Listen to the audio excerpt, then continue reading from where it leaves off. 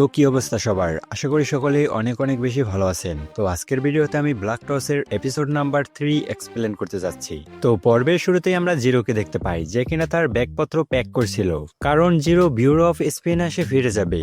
আর গতকালের ঘটনা তো আমরা দেখিয়েছি, তার দাদু যে ব্যুরো অফ স্পিয়নেজের সাথে কানেক্টেড, হয়তো তোমার আর এখানে ফিরে আসা নাও হতে পারে। এটা শুনে জিরো বলে, কেউ মনে হচ্ছে আমার জন্য খুব চিন্তা করছে, তাই না? এটা শুনে রাগো বলে, আরে না, তেমন কিছু না। আসলে রাগোর জিরোর জন্য চিন্তা হচ্ছিল। এরপরে রাগো ঘর থেকে বেরোতেই দেখতে পাই ইচিকাকে, আর ইচিকাকে দেখে খানিক করছি, তোমার সাথে দেখা করার কোনো ইচ্ছা আমার ছিল না। এরপর জিরো তার দাদুকে হাই হ্যালো বলে, মানে এখান থেকে যে চলে যাচ্ছে আর কি। জিরো তার দাদুকে বলছিল, দাদু তুমি মনোরোগীদের থেকে খুব সাবধানে থেকো, আর এখন যেহেতু আমি নেই সেহেতু তোমার বিপদ অনেক বেশি হয়ে যাবে। তখন জিরোর দাদু বলে, হ্যাঁ হ্যাঁ আমি দেখে নেব, যা হবে তা সব আমি দেখে নেব, তুই তোর চিন্তা কর। ওখান থেকে আবার পালিয়ে যাস নে, আমার কাছে থাকার থেকে তুই ওখানে নিরাপদে থাকবি। এভাবে তারা একজন আরেকজনকে আর কি বিদায় জানাচ্ছিল। এরপরে আমরা কিছুক্ষণ পরের দৃশ্য দেখতে পাই, যেখানে ইচিকা জিরোকে নিয়ে একটি গাড়িতে করে চলে যাচ্ছিল। আর জিরো তখন ইচিকাকে বলে, এই এটা কি হচ্ছে, আমার হাতে হাতকড়া কেন লাগিয়েছো? আমি কি কোনো ক্রিমিনাল নাকি? ইচিকা তখন জিরোকে বলে, তুমি যেহেতু অর্ধেক মানুষ অর্ধেক মনোনকি, তোমার উপরে কোনো আইন নেই। আমি বুঝি না আমার হায়ার অফিস কি চাচ্ছে, তোমাকে নিয়ে তাদের এত ইন্টারেস্ট কেন, আমি এটাই বুঝতে পারছি না। আমি এখানে শুধু আমার ডিউটি করছি, আমার বস আমাকে যেরকম বলেছে আমি ঠিক সেরকম ভাবেই তোমাকে এখান থেকে গার্ড করে নিয়ে যাব, এছাড়া আমার এখানে কোনো কাজ নেই। কিন্তু জিরো বারবার ইচিকাকে বিরক্ত করছিল তার হাতের হাতকড়া খুলে দেওয়ার জন্য। এতে ইচিকা রেগে গিয়ে তাকে একটি ঘুষি মারে, তার গায়ে না মেরে গাড়িতে মারে। আর এর শব্দে ড্রাইভার একটু ডিস্ট্রাক্ট হয়ে যায় আর বলে, তুমি কিছু একটা আওয়াজ পেয়েছো আর কি। তারা একজন আরেকজনকে জিজ্ঞেস করছিল। অন্যদিকে ইচিকা জিরোকে শাসাচ্ছিল যে তুমি যদি এভাবে আমাকে বিরক্ত করো তাহলে তোমার খবর আছে। আর তাদের এই চিল্লাচিল্লির কারণে রাগোর ঘুম ভেঙে যায়। রাগো তখন ইচিকা আর জিরোকে বলে, আরে তোমরা কি শুরু করলে, তোমাদের কারণে কি আমি শান্তিতে ঘুমাতেও পারবো না? জিরো তখন বলে, এই রাগো তুমি এতক্ষণ ঘুমাচ্ছিলে? আমিও সেটাই চিন্তা করছিলাম যে এতক্ষণ হয়ে গেল কিন্তু রাগো আমার সামনে আসলো না, তুমি পড়ে পড়ে ঘুমাচ্ছিলে, আর এদিকে এই মেয়েটা আমাকে বারবার বিরক্ত করে যাচ্ছে। রাগো তখন ইচিকার দিকে খেয়াল করে আর বলে, আমি বুঝতে পারছি না, এসপিওনেজ ব্যুরোর সম্ভবত মানুষের অনেক সংকট আছে, সেই জন্য তোমাকে প্রোটেক্ট করার জন্য এই একটা ছোট মেয়েকে পাঠিয়ে দিয়েছে। এটা শুনে ইচিকা রেগে যায় আর রাগোকে চুপ থাকতে বলে। আর রাগো তখন ইচিকাকে বলে, তুমি কি বুঝতে পারছো না যে কিছু একটা হতে চলেছে? এটা শুনে ইচিকা বলে, তুমি কি মিন করতে চাচ্ছ? আর আমরা তাদের গাড়ি দেখতে পাই, যেটা কিনা একটা ধোঁয়ার ভিতরে ঢুকে যাচ্ছিল, চারিদিকে একেবারে ধোঁয়া ধোঁয়া হয়ে যাচ্ছিল।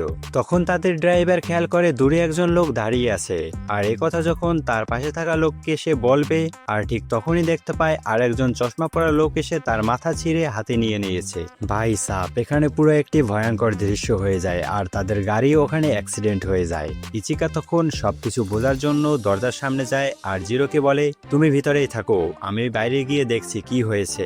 এরপরে ইচিকা গাড়ির গেট বন্ধ করে বাইরে বের হয়, আর সে বাইরে পুরো দেখতে পায় ধোঁয়া ধোঁয়া হয়ে গিয়েছে। ইচিকা বাইরে এসে বুঝতে পারে যে তারা একটি বড় বিপদে পড়েছে, কারণ তারা এমন এক ডাইমেনশনে ফেসে গিয়েছে যেখানে শুধু মনোরোগীরাই থাকে। এখানের পুরো বিষয়টা আমি তোমাদেরকে বুঝিয়ে বলছি। আসলে এটা এমন একটা ডাইমেনশন, ধরো একটি ডেনজেনের মতো, যেখানে তাদের একটি আলাদা ওয়াচাটা কি বুঝলাম না, তাদের কি জনবলের এতই সংকট লেগেছে যে গার্ড করার জন্য একটা মেয়েকে পাঠিয়েছে? কথা শুনে ইচিকা রেগে যায় আর তার হাতের ভিতরে কি যেন একটা ব্যান্টনের ঘড়ির মতো সেখানে ট্যাপ করে, আর সে একটা ট্রান্সফরমেশন নিয়ে নেয়। আর এটা দেখে ওই মনোনকি খুব খুশি হয় আর বলে, এখন মজা হবে। এরপরে তার নিচে থাকা সেই মোটা মনোনকিটার মুখে একটা থাপ্পড় মারে আর বলে, এই মোটা আর কতক্ষণ খাবি, এবারে খাওয়া বাদ দে, চল ব্যাটেল মোডে চলে যাই। এরপরে তারা দুজন ট্রান্সফরমেশন হয়, যেখানে কিনা একজন মনোনকির সাইজ অনেক বেশি থাকে আর কি জায়েন্টের সাইজের, আরেকজন থাকে স্বাভাবিক মানুষের মতো, তার স্পিড অনেক বেশি থাকে। ইচিকা তখন তাদের উপরে গুলি করা শুরু করে, কিন্তু তার গুলির প্রভাব তাদের উপরে পড়ছিল না। আর ঠিক তখনই ওই ছোট মনোনকিটা এসে ইচিকাকে অ্যাটাক করার চেষ্টা করে, কিন্তু ইচিকা সেটা ডস করে ওই মোটা মনোনকিটার উপরে অ্যাটাক করে দেয়। কিন্তু ইচিকার অ্যাটাকের প্রভাব খুব একটা বেশি পড়ছিল না, কারণ ওই মোটা মনোনকিটার শরীর অনেক বেশি হার্ড ছিল, পুরো পাথরের মতো। ইচিকা যখন নিজে নিজে এইসব কথা চিন্তা করছিল, আর ঠিক তখনই ওই ছোট মনোনকিটা ইচিকার কাছে চলে আসে আর এসে ইচিকাকে অনেক জোরে একটি লাথি মারে। তার ফলে ইচিকা ওখানে গাড়ির সাথে গিয়ে ধাক্কা খায়। এটা দেখে জিরো রাগোকে জিজ্ঞাসা করে, বাইরে হচ্ছেটা কি? তখন রাগো জিরোকে বলে বাইরে মোনোনোকি এসেছে। এটা শুনে জিরো রাগোকে জিজ্ঞেস করে তুমি এটা কি করে জানলে? রাগো তখন বলে আমরা এমন একটা ডাইমেনশনে এসে পড়েছি যেখানে শুধু মোনোনোকিরাই আছে।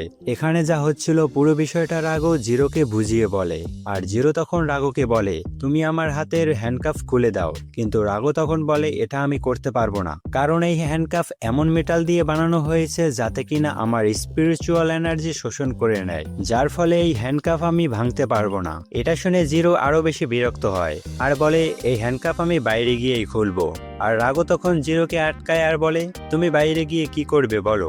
ওখানে মোনোনোকি আর ওই মেয়েটার ভিতরে লড়াই চলছে, তাদের ভিতরে লড়াই চলতে দাও, কারণ মোনোনোকি আর এই এসপিওনেজ ব্যুরো তারা দুজন একরকমেরই, তারা দুজনেই আমাদেরকে ব্যবহার করতে চায়, তো তাদের ভিতরে তাদের লড়াই করে মরতে দাও। আর এসপিওনেজ ব্যুরোর পক্ষেও নয়, এখানে আমি চিন্তা করছি ওই মেয়েটার যে কিনা আমাদের জন্য লড়াই করছে। তো কোনো পুরুষ মানুষ এভাবে চুপ করে বসে থাকতে পারে না।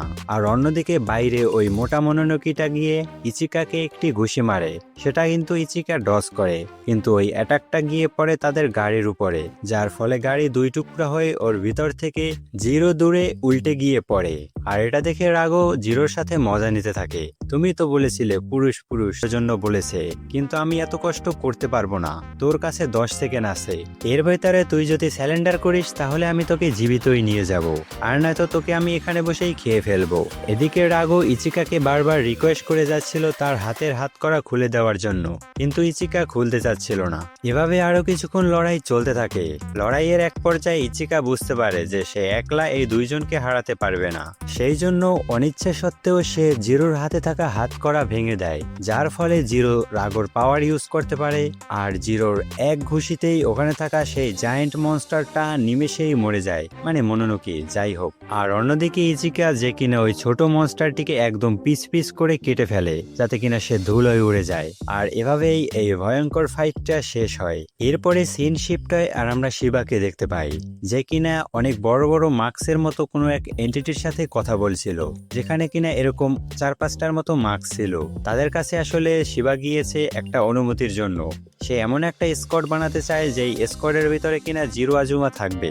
সেই স্কোয়াডের মূল কাজই হবে মোনোনোকিদেরকে ধ্বংস করা, কিন্তু তাদের ভিতরে অনেকেই রাজি ছিল না, কারণ জিরো আজুমা নিজেও থাকে অর্ধেক মোনোনোকি। কিন্তু শিবা তাদেরকে কনভিন্স করে আর বলে জিরোর ভিতরে থাকা রাগো সে আপাতত আমাদের কন্ট্রোলেই আছে, আর সে জিরোকে কোঅপারেটও করছে, তো সে বিষয় নিয়ে আপনারা চিন্তা করবেন না, এর পুরো দায়ভার আমার, আপনারা শুধু অনুমতি দিন। আমাদের এই অপারেশন টিমের নাম হবে ব্ল্যাক টর্চ, আর এই টিমে আমি আরো একজন নতুন মেম্বার যুক্ত করব, আর আমার এই প্ল্যান যদি ঠিকঠাক মতো কাজ করে তাহলে জিরো আজুমাকে দিয়ে আমাদের অনেক বেশি ফায়দা হতে চলেছে। এর সাথে এই গত সপ্তাহে হয়ে যাওয়া সকল ঘটনাগুলো কল্পনা করছিল, আর ঠিক তখনই তার পিছন থেকে শিবা চলে আসে, আর শিবাকে দেখে জিরো বলে তুমি কি আমার উপরে নজর রাখছো নাকি? তোমার চিন্তা নেই, আমি এখান থেকে পালাচ্ছি না।